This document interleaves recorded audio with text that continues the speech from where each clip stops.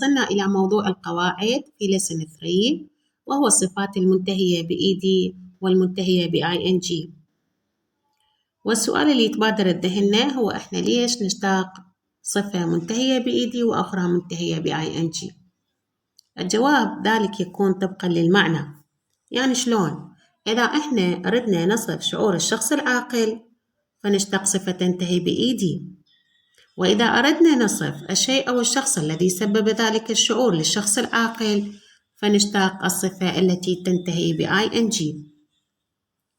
الصفة تنتهي بING دائما يأتي بعدها اسم، وراح نشوف التمارين.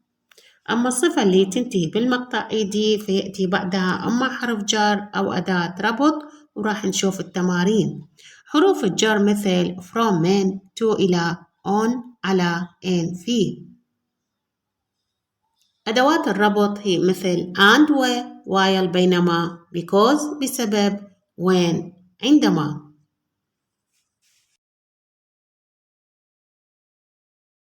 الآن لاحظ اشتقاق الصفات واختلاف المعنى. أولاً bored يضجر أو يمل. bored ضجر أو مال، أي الشخص العاقل يشعر بالضجر. أما boring ممل فهو الشيء أو الشخص الذي سبب ذلك الشعور. excite يتحمس. excited الشخص متحمس. exciting الشيء أو الشخص مثير للحماس. tire يتعب. tired الشخص متعب. tiring الشيء أو الشخص متعب.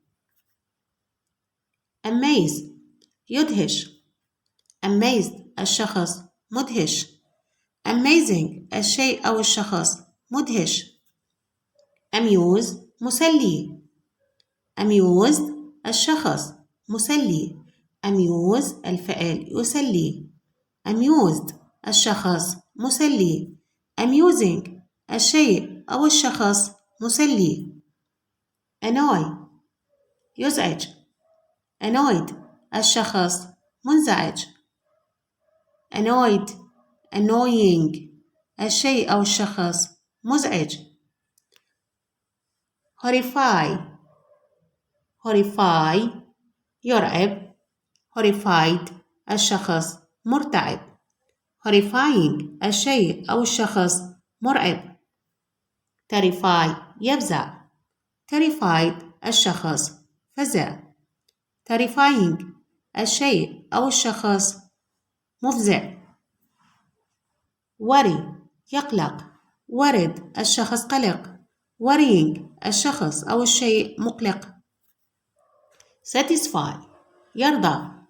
satisfied الشخص راضي. satisfying الشيء أو الشخص مرضي. frighten يخشى أو يخاف. frightened الشخص خائف. frightening الشخص أو الشيء مخيف. انتبهوا إلى الملاحظة المهمة جدا بخصوص fright و frighten. إن fright هو noun اسم، الصفة من عنده frightful بإضافة المقطع full. إذن fright اسم خشية أو خوف، frightful مخيف.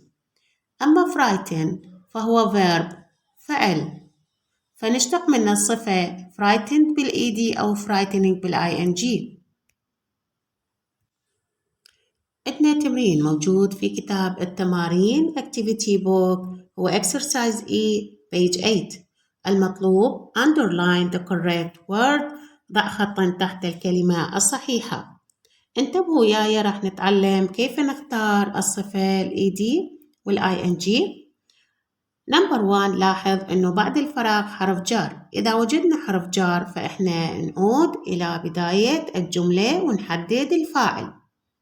الفاعل هو شي هنا هي، وهو فاعل عاقل، إذا نختار ED interested. في الجملة الثانية بعد الفراغ أداة الربط وين إذا كان مكانها نقطة إذا نهاية جملة، فنعود إلى فاعل الجملة الأولى في البداية ونحدده. الفاعل هو وي وهو عاقل، إذا نختار ED frightened. لاحظوا نمبر 3 بعد الفراغ نجد نقطة، إذا نهاية جملة حالها حال أداة الربط، لأن قلنا مكان أداة الربط نقطة، فنعود إلى بداية الجملة ونحدد الفاعل. This book، هذا الكتاب، فاعل غير عاقل، إذا نختار ing pouring. لاحظوا نمبر 4 بعد الفراغ كلمة film معناها فيلم، هي اسم، إذا نختار ing أكيد exciting. نمبر 5 بعد الفراغ كلمة book معناها كتاب، هي اسم، إذا أكيد نختار ing interesting. 6 بعد الفراغ person وهي اسم معناها شخص، إذا نختار ing أكيد interesting. نمبر 7 بعد الفراغ كلمة day معناها يوم، هي اسم، إذا نختار ing أكيد. نمبر 8 بعد الفراغ أداة ربط because، إذا مكانها نقطة كان، إذا نهاية جملة نعود إلى الفاعل في الجملة الأولى my flight رحلتي الجوية، غير عاقل، إذا ing tiring. نمبر 9 بعد الفراغ كلمة think معناها شيء، هي اسم، إذا نختار ing exciting. نمبر 10 لاحظوا عندنا جملة تنتهي بنقطة وجملة أخرى تحتوي على الصفات المنتهية ing وبعدها نقطة. نعود إلى فاعل الجملة ونتوقف عند النقطة، نبحث عن الفاعل في هذه الجملة اللي تتبع شنية، اللي تتبع الفراغ.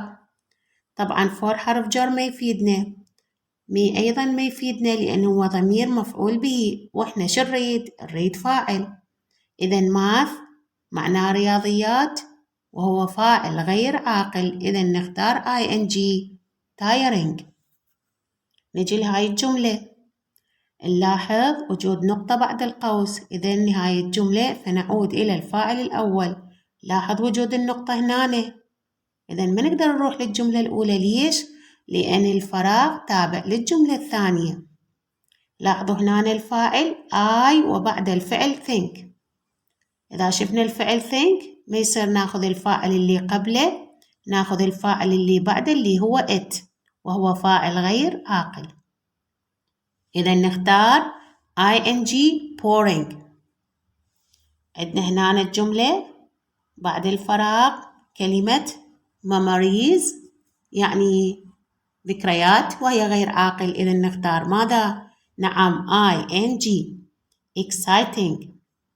لاحظوا هنا الجملة بعد الفراغ كلمة day معناها يوم وهي اسم، إذا نختار ing أكيد exhausting.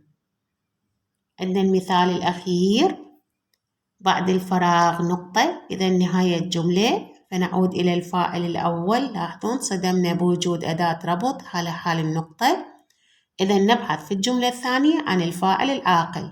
ناو هي ظرف زمان منريدها، الآي أنا هو الفاعل وهو عاقل، فنختار ed tired.